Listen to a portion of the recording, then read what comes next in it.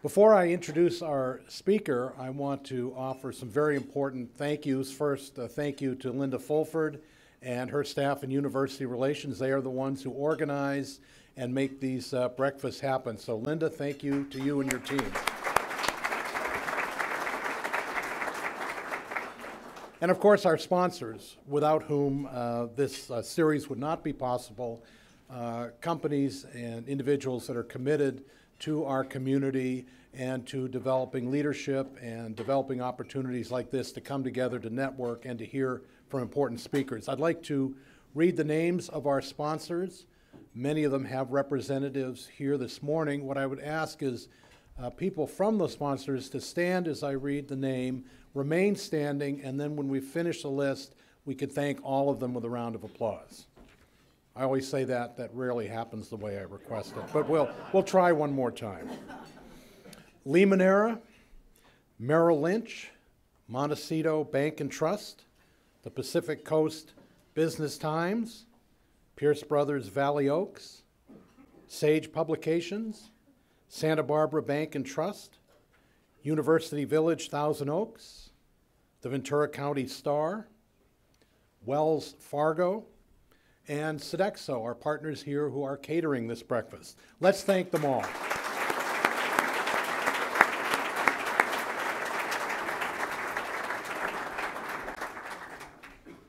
And those of you that are repeat attendees at this event will know it also falls to me to admonish you to please fill out the evaluation cards that are on your table, and when you leave them in the back or with one of our staff people. We really do take the comments that you make very seriously. It helps Linda and her team plan the program for years ahead. So if you have a chance to do that before you leave today, we'd really very much appreciate it.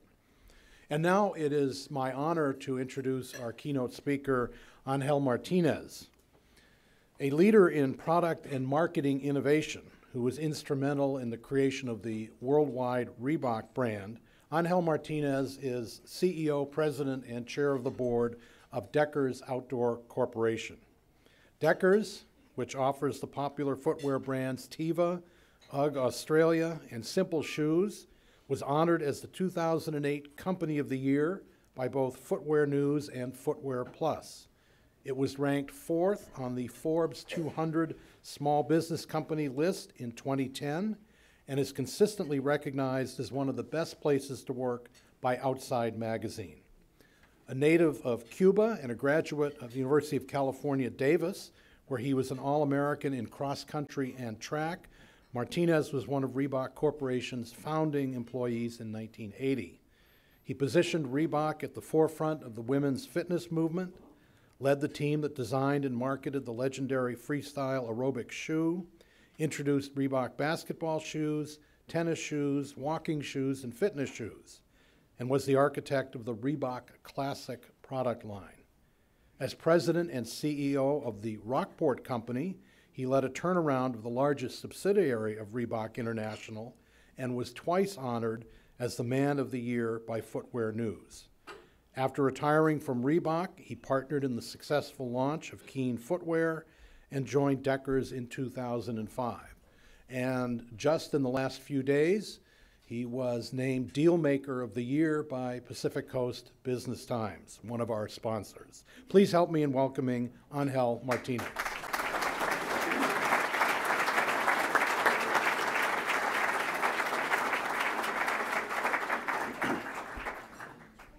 Thank you so much, Chris. Really appreciate being here. I didn't know I was going to be graded, though.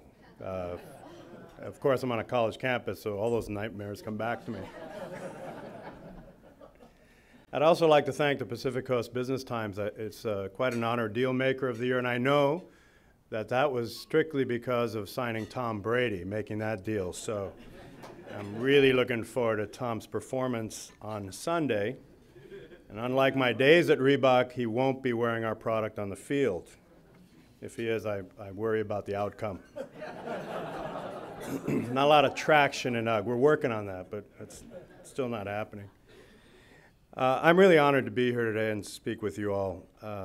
I'm excited to be able to talk about a couple of things that are extremely important to me: vision and culture. Now, probably, like many of you, growing up in the Bronx, where I grew up, Webster Avenue, 179th Street, for those of you who may or may not know the Bronx. By the way, after I left the Bronx, that became known as the South Bronx. When I was there, it was just the Bronx. So after that movie came out, you know, Fort Apache, the Bronx, that was my neighborhood. So I'm really happy to be here, and I'm awfully happy that I'm in a room where people actually care what I have to say after that start in the Bronx. But I've been very fortunate in that I've had experiences, both good and bad, that have forged some very strong beliefs about the issues of vision and culture for me. As Chris mentioned, early in my career, I had the opportunity to be part of something really special, the founding of Reebok, and the creation of a company that went from zero to $3.5 billion, and was at the time the fastest growing company in the history of American business. It was actually usurped, or rather overcome, if you will, by Microsoft. So we had quite a track record there. I joined in 1980 as a sales rep and ended up 21 years later as the chief marketing officer. Now, for those of you who don't know the story or may not recall the story, Reebok at the time was a very revolutionary idea, both as a product and as a company. It was an amazing experience, and it really helped me define my own beliefs about how to build great brands, how to make great products, and most importantly, how to create a great team. After Reebok, I founded Keen Footwear, another unique company and special brand. And now I'm part of something really special again. Many people never get one chance at this, much less three. So I know how fortunate I am. Now, Deckers is based right up here in Goleta, as you all know. Our mission is to find and build niche brands and turn them into global lifestyle leaders through innovative design and marketing. Now, we intend that our brands meet the specific needs of different groups and different activities, jobs, and individuals, from the fashion-oriented to the outdoor enthusiast to the athlete and to the person who just wants casual footwear. And with the acquisition of Sanuk, I found that there are people who just want what's called chillaxation, which I love that word, and I'm going to do more chillaxing as time goes on, I hope. Deckers was founded in 1973 by a UCSB student, Doug Otto, who was a finance major, but actually he was a surfing major. And he made and sold sandals in craft fairs up and down the West Coast in his Volkswagen bus. It's the legendary founding story of a California company. He called the company Deckers after a visit to Hawaii, where everyone was calling the flip-flops he'd invented Decas because the soles looked like stacked wood. And over the next couple of decades, we acquired a range of different footwear brands, including Teva, including Simple, and UGG. And all of these brands reflected the fun, relaxed surf wear orientation of the company. That we were chillaxing way back then and just didn't know it.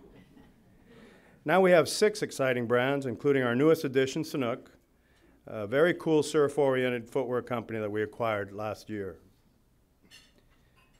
I joined the company in early 2005, and since then we've had quite a ride. We've grown from a little over $200 million to over $1 billion at the end of 2010. UGG Australia continues to be our flagship brand.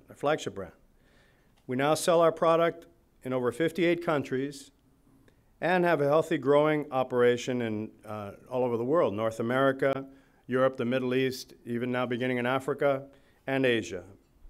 And last year we launched operations in Latin America. Now, by the end of last year, we'd opened 45 retail stores in North America, Europe, China, and Japan, with over 100 planned over the next few years.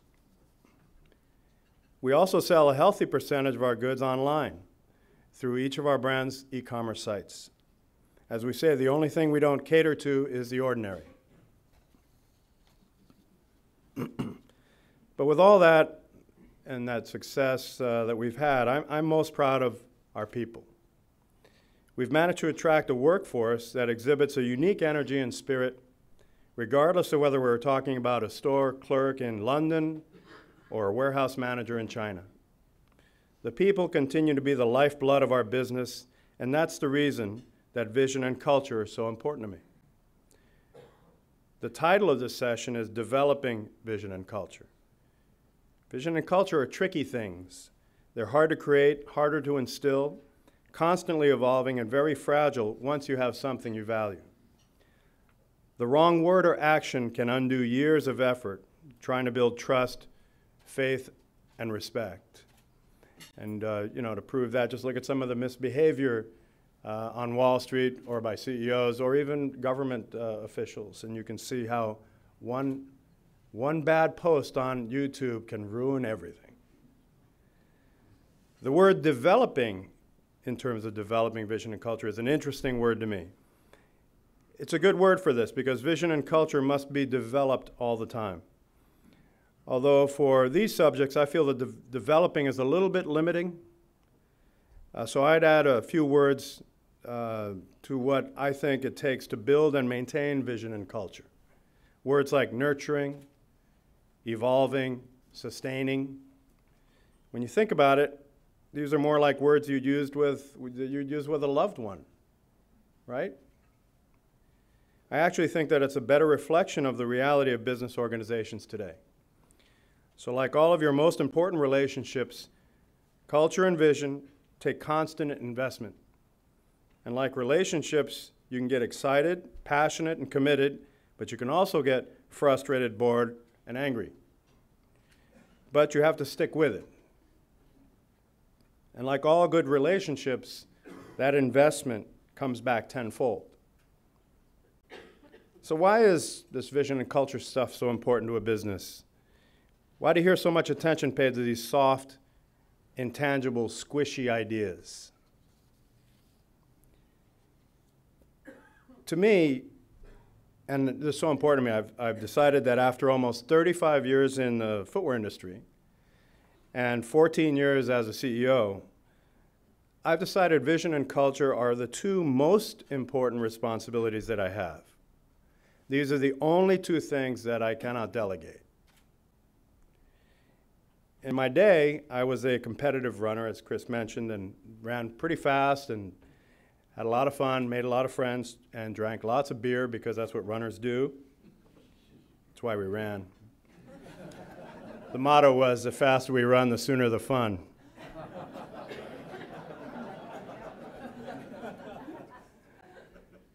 But yet today, I'm probably one of the more competitive people that you'll meet. And one of my friends says, who I've known for a long time, he says, I think you're the most intense person I know. Which I didn't take it as a compliment, and I think he meant it as a compliment. But I really do hate to lose, and I really hate to lose. So for me, all this creating a strong culture and powerful vision is about winning. It is how Deckers decided to compete in the marketplace. At the core, it's really about how we create sustainable advantage. And don't get me wrong, it's also about doing the right thing. But look at today's competitive environment. Strategy is fleeting. Nobody talks about long-term strategy anymore. Consumer expectations, they change in an instant. As such, consumers' behavior is largely unpredictable. Technology, communications, marketing, and media are fluid and dynamic. You can never really be sure about the bets that you're placing. Creating a sustainable advantage based on a single product or technology or service is almost impossible. Everyone has great product, great technology, and generally pretty good service. So in an environment characterized by uncertainty and change, what matters is that your organization must be able to adapt. It's not just about surviving, but about innovating. I want our company to be able to continually redefine how we're going to compete. So our goal is to create and sustain an organization that can evolve and adapt, that embraces responsiveness, learning, and collaboration. In the end, this is all about getting results. Not just financial results, although that's critical. You can't do anything if you're not financially healthy. It's about getting results that have a meaningful impact on the world. It's about making a difference. So for me, this is about the organization you create, an organization energized by powerful culture, and an organization focused on achieving a compelling vision. Let me start by talking about culture a little bit. And the reason for this is that I feel that culture trumps everything. You can have a great strategy, fantastic planning, even a killer vision, but without a culture that is aligned with your vision, your strategy, and your plans, you won't get very far. And as you can tell, culture is very important at Deckers. If you ask most of our employees what they value most about the company, they usually say the culture. That's what Outside Magazine keeps telling us every year. We have our physical plant's not too great. Those of you who've been there, and I have a good friend, Carlo, here, who's been helping us with our new location. It's not exactly the greatest place physically to work, but nobody cares. It's irrelevant to people. It's about the culture. Now, obviously, this didn't happen by accident. We work very hard on this. As you know, all companies have a culture, whether you like it or not. If you don't work to define it, a culture will define itself. Deckers has always had a culture, and we've always been a very California company. Our roots are in the beach, the surf, the outdoor communities, and there are lots of aspects of that legacy that are still very important to us. Although I did throw out the surf's up, gotta go at 2 o'clock when a southern swell's popping up. You know, that didn't fly with me. The California heritage is part of our brand DNA, and it continues to help differentiate us. So what is culture? Well, I believe culture is about energy. Strong, positive cultures generate energy, and negative cultures sap vital energy from the organization. They actually suck the life out of you, and I've lived through that, unfortunately. It was part of the difference between, in 1985, Reebok, we passed Nike at about $565 million, and Nike was doing $500 million. We actually blew past Nike as if they were standing still. Culture is the reason that Nike is today $22 billion and Reebok is now maybe about $2 billion. Culture is about providing an environment in which people can reach their potential. We all know about Maslow's hierarchy of needs. At the bottom are the basics, survival, shelter, and safety. But at the top are relationships, esteem, and self-actualization. There's been a wealth of research on human potential and how we know that while fear can motivate people for a short period of time, people only achieve exceptional performance when they are working toward their own personal potential and not motivated by fear. So this is really about creating a highly engaged workforce, having employees who are passionate and committed to your vision, to each other and to their leadership. And this is the key to innovation. It's the key to outstanding productivity. It's the key to great customer relationships. You ever notice when you call a company that you can read the culture over the phone? It's kind of crazy. You know when it's a crappy culture and people are pissed off and they don't want to be there because they take it out on you and you're just a customer. So it is the key to great customer relationships. And let me say one last thing about culture, and I'd like to go back to talking about fear a little bit. In business and in life, I feel there's healthy fear and there's unhealthy fear. Where there's unhealthy fear, you shut down innovation, creativity, and agility. When our reptilian brain starts worrying about safety and survival, when it is afraid, it takes over and starts driving, and it kills our positive energy and innovation. The neuroscientists now tell us that we actually get dumber when we're threatened in order to focus and survive. But we don't want people who are afraid to take risks and who are afraid to fail.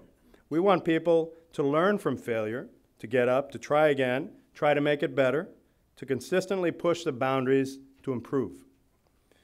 But I believe that really great performers, athletes, professionals, are often driven by a fear of not succeeding, of not winning.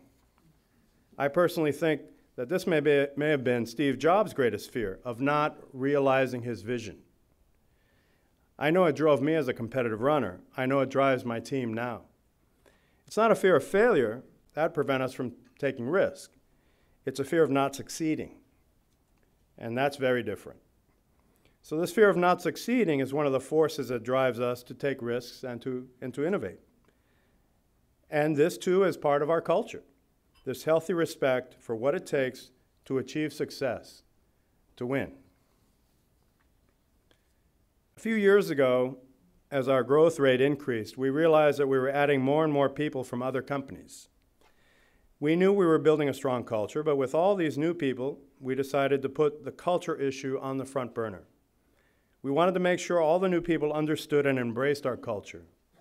So working together, getting input from every quarter of the company, we created the Deckers Way. It was one of a few key strategic initiatives that we chose to focus on that year to ensure that we could grow at the rate that we desired. So let me start with the main line of the Deckers Way. One vision, many teams, one family. And at its heart, that describes us. We do have one vision, but we are comprised of multiple teams in different brands, different channels, different geographies, and different functions that have to work together all the time to make anything happen.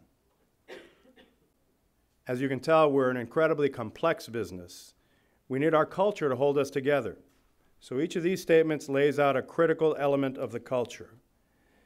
You'll see in a moment that we have a mixture of compassion and accountability, seriousness and fun, what I call loose and tight. As I said up front, this is all about how we compete and how we go to market. And I feel that each of our people know that this is what defines us and this is what differentiates us. As we grew, or rather, I should say as we grew up, there were some parts of our culture that just didn't make any sense anymore. As I mentioned, surf's up, gotta go, that really didn't cut it. We make flip-flops, so I couldn't say to people, don't wear flip-flops to work, but wear flip-flops that aren't 12 years old. It's the little things. Now, an important part of our culture is really work hard and play hard. Maintaining our entrepreneurial spirit has been incredibly important to us, and we know that most entrepreneurs work their butts off. As I mentioned, I'm very competitive, so I never want to see people mistake being laid back for being uncompetitive. We also recognize the need to build in discipline and accountability. We need to create cool, cutting-edge products, but the trains have to run on time. We need to make sure that all these cool products don't fall apart.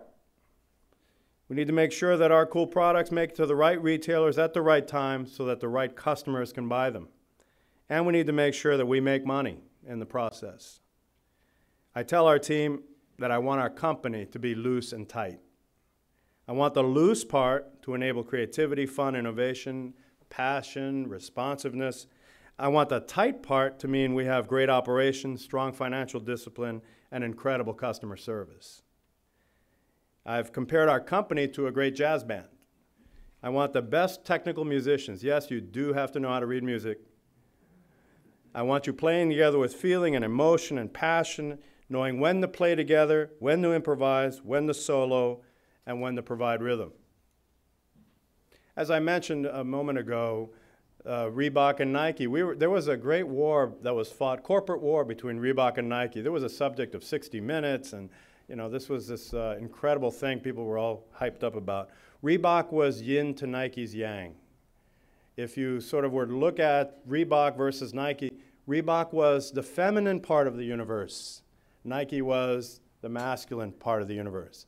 I remember saying to people, here's how you understand Reebok versus Nike. If you ask a customer, if you ask a guy, let's say, name the greatest athlete in the world, the greatest performer, a great special athletic persona in the world, at that time they would say Michael Jordan. He was unbelievable. You ask a woman and she would say Mikhail Baryshnikov. And both are true. Both were true. Reebok was Mikhail Baryshnikov. And you know, the unfortunate thing is that what Nike was able to do is continue to build on that passion for everything Michael Jordan represented in the universe.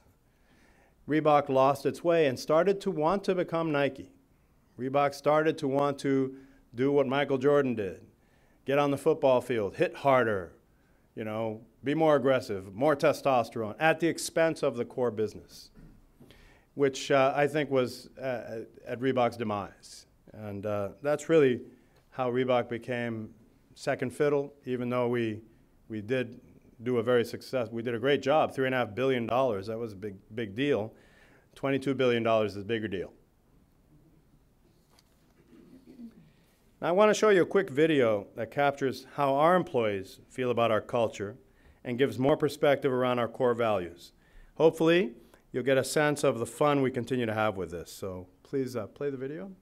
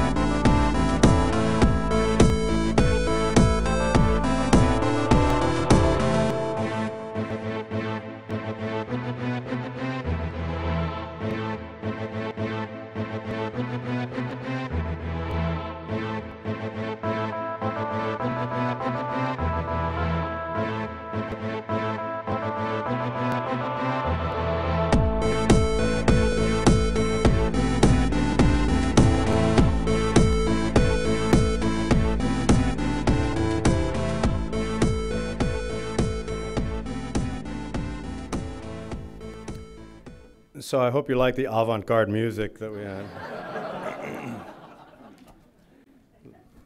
Little problem with the jazz band there. So one of the things we worried about was losing momentum after the initial work that we did on the Deckers Way. And I was determined to continue to be part of our ongoing conversation. And the Deckers Way had to be at the core of everything we talked about. So the first thing we did was to have each of our senior leaders write about the various elements of the Deckers Way, and those were the words that were popping up, like collaboration and trust. So every month, one of our leaders does take a topic, one of those words, and they address it in any way he or she feels is appropriate. That means that every month, the whole company hears from one of us on one of these topics. Also, every year, our leadership team goes off together to address all the typical things management teams work on. Our business focus, our plans for the coming year, our major initiatives, but a critical part of that meeting is always the culture.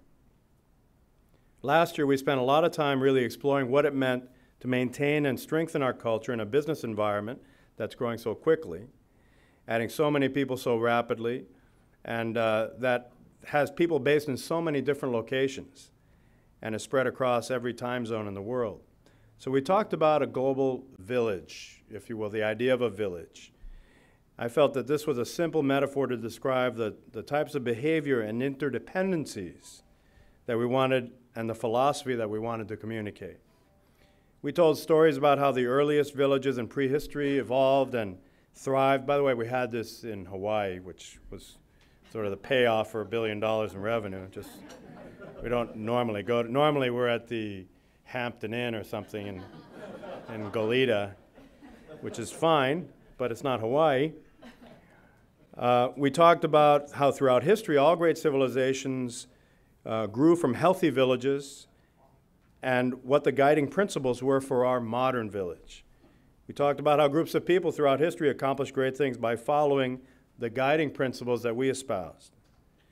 And finally, we applied our lessons to our growing and diverse business, recognizing that it had to be meaningful for everyone in the Deckers village.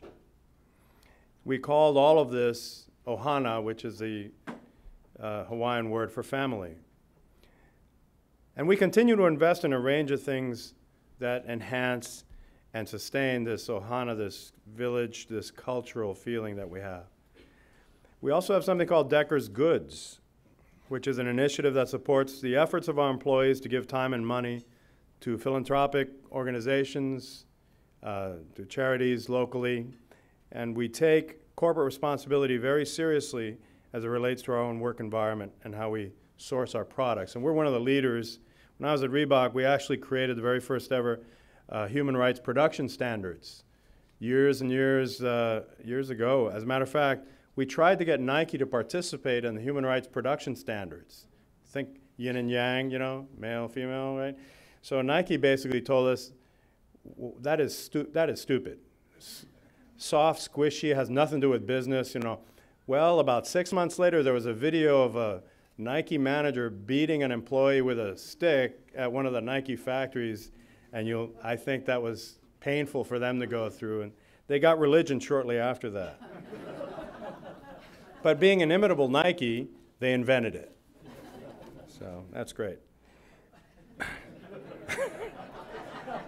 By the way, I still love them. They're great people. I hate to lose, though. I mean, it's not my favorite thing. So let me turn to vision. For me, the vision starts with belief. Belief about why we're all here. Belief about why we make a difference. Belief about why each of us is valuable. And belief about what is possible. Without a core set of beliefs, the purpose of your company, the value that you bring to the world, or the change you can make in the world is very difficult and even more difficult to get anyone else excited.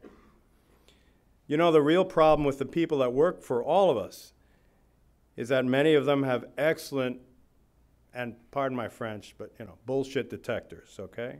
They can tell when we're lying. I found this is really impossible. It's impossible today to fool an intelligent workforce. They know when you're being sincere, and they know when you're pulling a fast one. I hate that about them, you know? It's like... So if you really don't believe in what you're doing, you shouldn't expect them to believe it either. So in that context, vision really provides the beacon for the business, the true north, as some say. This has to be real, and you cannot spin vision. So it isn't about the plaque on the wall or the words on the website or in the annual report. It's also not really about creating shareholder value, as so many vision statements profess to do. No one comes to work to make other people rich. It's ultimately about what happens in people's own hearts.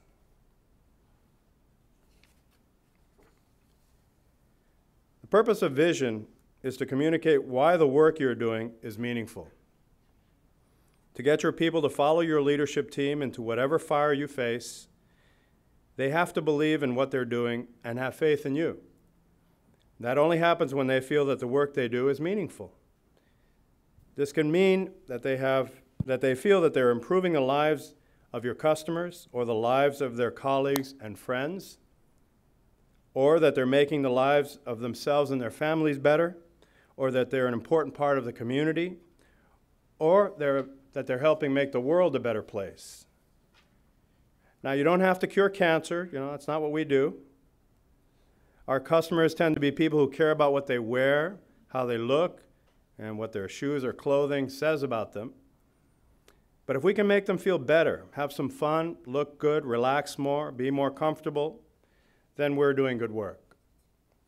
And I know that our people understand that providing high-quality, fun, well-designed footwear and apparel can be important work. So from my experience, there are a few critical elements to creating a powerful vision. I've talked about meaning. That's critical. I've also said that people like to be part of a winning team. The vision should help define what that looks like. I also know great people love a challenge. Our best people are most engaged when working on difficult problems, facing serious hurdles, or responding to significant opportunities.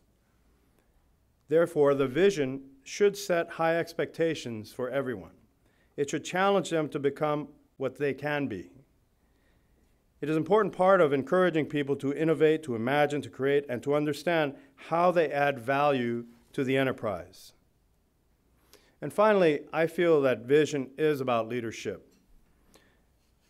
So in fact, vision and culture are my most important jobs as a CEO, as I said earlier, jobs that I cannot delegate, and now I really hope you can see why.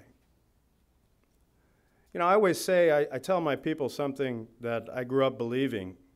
I don't know where it came from. I think I made it up, but I'll take credit for it because my memory fails me.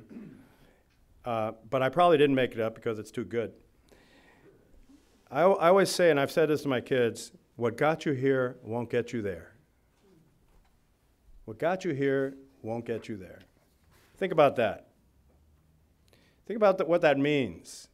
It means that everything you did to get to this point is not going to help you get to where you really want to go or where you really could go. You have to change. You have to evolve. You have to challenge yourself in ways that are new. Because, you've already done the stuff that got you here. So what's so special about that? And we as a company believe that what got us here won't get us there. I also believe that you should see or at least feel the vision and the culture in everything you do. So, as interesting as I am, I would encourage you to experience the real Deckers firsthand. Try one of the amazing products we make. Visit the corporate site. Look around at all the things that we're doing.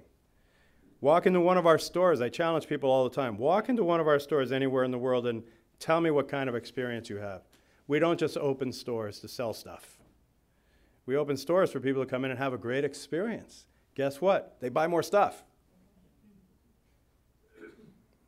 Walk into the stores and talk to the people who are all incredibly interesting. That's part of the screen that we have. Boring people make poor salespeople. They really do. You have to have something to talk about. So talk to one of our customer service reps, one of our store staff. The purpose isn't to see just what we sell, but to experience how we do it. I believe there's a strong and consistent feel to everything that we do as a company, and I'm extremely proud of that. And on behalf of all the employees at Deckers worldwide, I want to thank you for this opportunity to tell our story, to convey, I hope, some useful information to you. And I'd love to take any questions as time allows over the next few minutes. Thank you.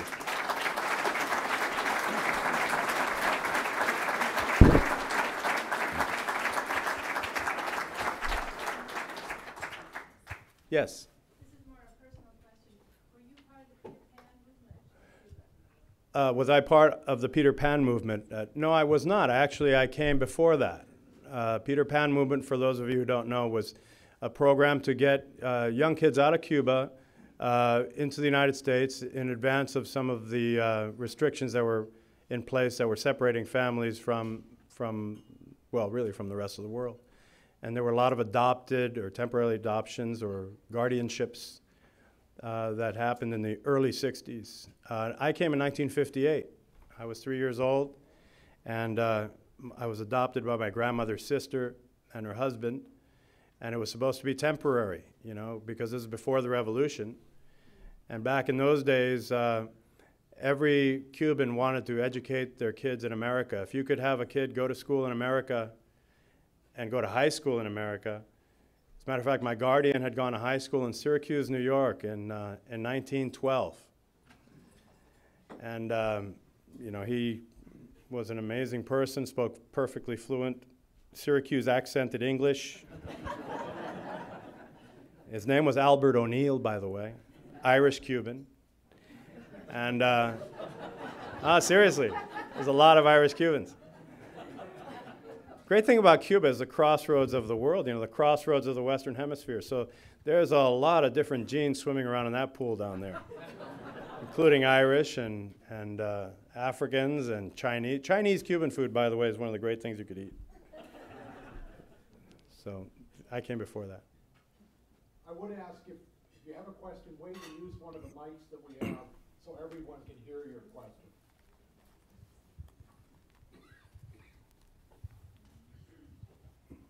One way Zappos measures its culture every year is by creating a culture book. How do you measure your culture? We have a great annual holiday party.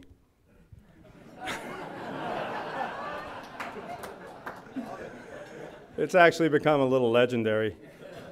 You know, I try to measure the culture every day. I take the pulse every day.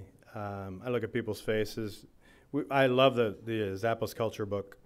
But our people tend to express themselves in different ways. Someone's always rallying other employees to go join them on some adventure, which I find to be fascinating. And the adventures, if you sort of catalog the adventures, and we encourage them, you know, take pictures, share them with everyone. And that becomes an internal thing that people circulate, you know. And every weekend, there's almost like a travel log of stuff that's happening at Deckers. And that people on Monday we have like an intra-company Facebook. It's really a very cool thing where you can post stories and pictures and you name it, whatever. And that's where it all shows up. So it's real time. And I would almost hesitate to publish it because I think it would maybe hurt some of the spontaneity that it has. But we do that. Yes.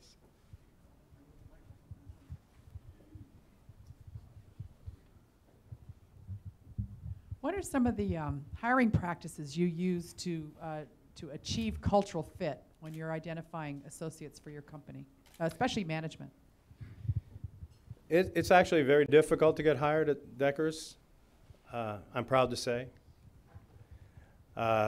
It's a club that a lot of people want to get into now. When I first came to the company, my biggest concern was that if we reached our goals, and where would we find the people that we need? Because, you know, Santa Barbara, whereas it's a wonderfully exciting place to want to live, housing prices kind of present a barrier to young people. And also there was at the time a concern that UGG was a fad, and why would I go to work for a company that it's all going to be over in a year, you know? So really what we wanted to do is set our sights very high, and one of my long-term goals was to be the most desirable place to work on the Central Coast. And we have really worked hard at that. We now have the Deckers Way, which you can put on a little index card, and we put that in front of someone during an interview. And we just ask them, you know, tell us what the word collaboration means to you. Tell us what trust means to you, community means to you. And if somebody says, you know, I really like to collaborate with everyone who agrees with me, and we don't hire that person. But you know, it's amazing. It's amazing what people will say off the cuff in an interview when you hit them with something pretty simple. And that is an amazing screen, the Decker's Way. Because you can sort of find out, at least, is someone near the target anyway? Are they worth interviewing further? And we use it at all levels of the company. You're welcome.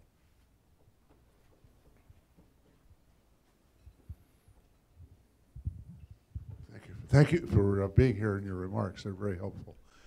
How's Deckers coping with California's green chemistry initiatives?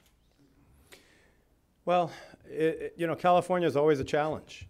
It's a wonderful place to live and work. It's not a great place to do business, as you all know. So creativity is important. You have to stay focused and positive. We tend to see every one of the hurdles put in front of us as an opportunity to rethink how we're doing business. And I like that challenge. I think it's important. We're committed to being in California. We have to be a state that continues to nurture successful companies for the future of the state. My kids, I don't want my kids living in Detroit or wherever. I want them local, so I can go visit my grandkids someday. And in order for that to happen, they have to have jobs, and they have to be able to buy a house. So they can't just be service jobs necessarily. They have to be real jobs that pay well. So that's the overriding commitment that we have, and we will, struggle through as many hurdles as the state puts in front of us, which at times can be daunting, as you know. So I guess my answer is I don't let California stop us. When we were looking to relocate, we did get the requisite calls from Texas, and all that stuff, but I just couldn't imagine living in Texas. That's just me. I apologize to you Texans here. I'm sure it's a great place to be, but I don't know how many Cubans there are in Texas, but that's not that there are a lot in Santa Barbara. They do wear shoes. Yeah, they do wear shoes. They wear boots.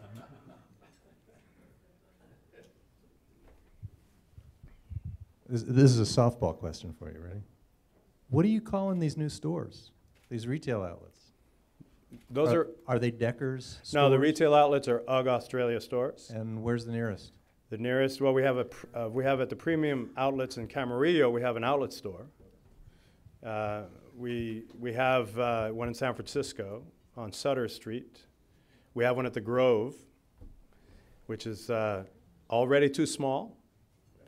Our store on Madison Avenue, even during this warm winter, there was a line of people outside waiting to get into that store. And we experienced the same thing in London with our stores. So we will be opening some Sanuk stores. There is a distributor in Taiwan who has 30 Sanuk stores now, and they're fun. That's a fun store. So we're learning from him, and we'll be rolling those out. There's one currently at Disneyland. So you'll see Sanuk stores soon. You'll see more UGG Australia stores, and we're going to be opening a pilot Teva store in China in the next year. Thank you for visiting. Quick question. Motivating employees is so important, and you've made that very clear. We're seeing companies nowadays such as Microsoft, Toyota, other companies that hire people and they say, well, you're starting on the job and you're auditioning. You might audition at Toyota for 5 years as an hourly or contractual employee, or Microsoft, and then eventually you're offered employment maybe sometime 5 or 10 years after employment. So you're kind of in a never land. I'm very interested in your comments on your experience at your various companies on that approach and what you envision for the future for other companies and your company. Thank you. Thank you. That's a good question. I don't like that approach. And the reason I don't like it is that I think that going to work for a company today is about commitment, and it's a two-way street. I think you make a commitment to the employee. You do your best to hire the right person. But once they're in, they're in. Once they're in the family, they're in the family. It'd be like maybe having a potential daughter-in-law or something and saying, well, you're in the family for about 5 years, and we'll kind of see how you work out, and if we don't like it, we'll deal with that then. I don't think that sets up a healthy relationship.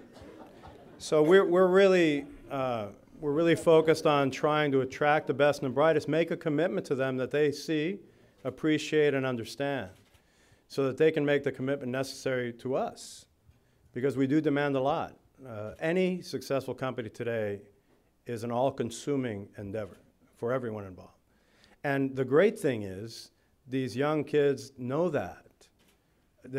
We have no problem with getting people to put the time in.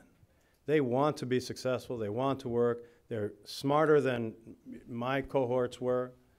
And we need to give them that opportunity and commit to them that, you know, as long as they continue to perform and develop and pursue the opportunities that are given to them, that they have a home. I think it's crucially important. Angel, great to see you again, Don Franken. Oh, hi, Don. Hey, and Angel's interesting story started Reebok Aggies, and basically a very good solid runner, and went on to Reebok and other companies, and basically worked his way up in a great, great success story. So great to see you here. I wanted you to tell us a little about your Dan versus Dave ad campaign at Reebok, and again, the creativity behind that campaign and how it differentiated you from the other shoe brands and really propelled the brand. Well, I don't know how many of you recall that ad campaign we did for the Atlanta Olympics. It was called Dan versus Dave. You may remember the two decathletes, two really compelling guys, you know, Dan and Dave, very different personalities, and we sort of set up this artificial war between these two guys. And everything was going swimmingly until Dan no-hided in the pole vault. All the best laid plans, you know. And Dan didn't make the team, which was, you know, almost irrelevant because everyone was talking about Dan and Dave. It really didn't matter that he made the team. And I remember all the people at Reebok were panic-stricken because Dan didn't make the team. He no-hided in the pole vault at the Olympic trials, and I kept saying, you know, we've already won. Everyone's talking about Dan and Dave, you know, and now they're talking about Dan not making the team. And the whole thing was on the news, every news network, about Dan not making the team and messing up Reebok's campaign. We got more mileage out of him not making the team than if he had made the team. I did a commercial with Reebok years before that, a famous commercial now, and I woke up one day, I remember watching some National Geographic special. This is before the History Channel or the Discovery Channel or all that stuff.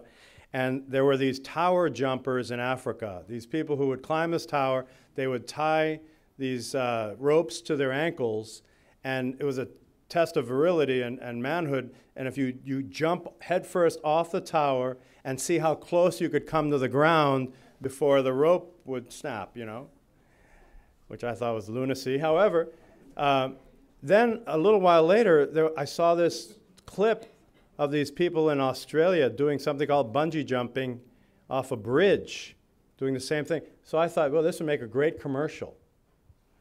So I remember driving one day and going to the agency and saying, you know, I have this idea for a commercial. We had the pump, and so two guys are on a bridge. One guy's got a pump, one guy's got Nike. Okay, and they're standing on the bridge. You don't know what's going to happen. One guy reaches down, pumps up his Reebok. The other guy sneers at him in Nike. And they both jump off the bridge. And you hear nothing but wind noise and all that. At the end of the spot, the rope sort of snaps. The Reebok guy is fine, and the Nike guy slipped out of his shoes and fell in the river. We took such heat for that commercial. People thought we were encouraging suicide. The intensity over that commercial was awful. We ended up, I didn't want to, but the chairman pulled the ad after it ran 4 times. You know, that commercial ran on every network news show for about 2 weeks.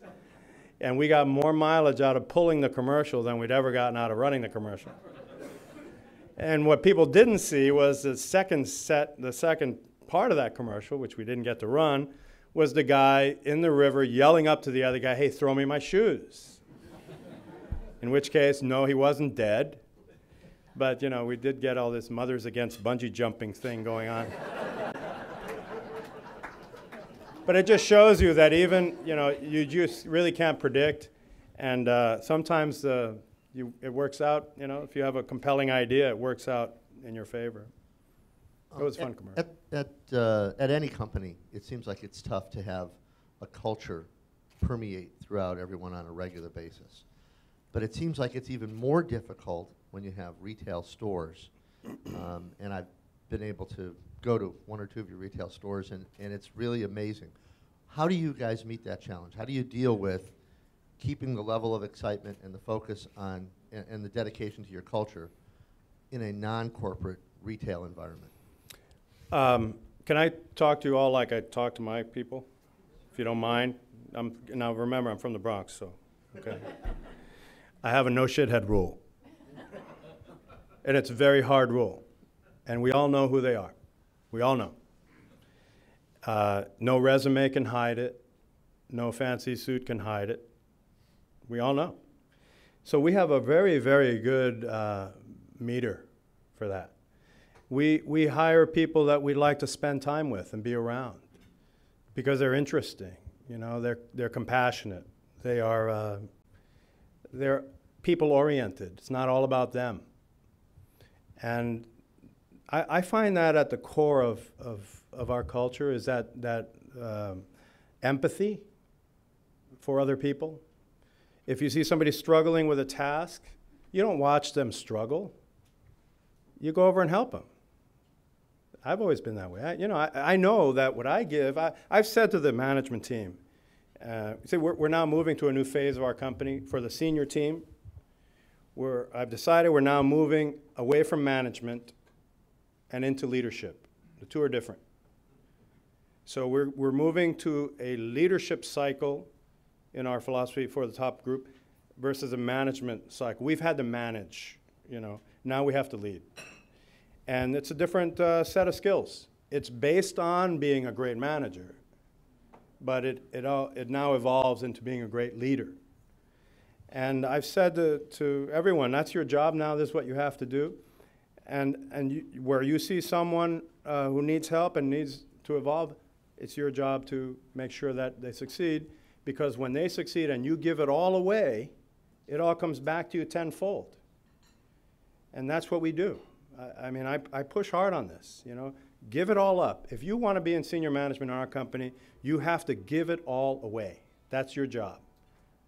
Now, at another point in your career, you wouldn't have wanted to give it away because you wanted to get ahead. You didn't want to give away your secrets for why you were so brilliant and so smart and clever. That's all great, but now you're in a different place. So either give it away or go away. That's the way it is. You're welcome. Please join me in thanking you. Thank you very much.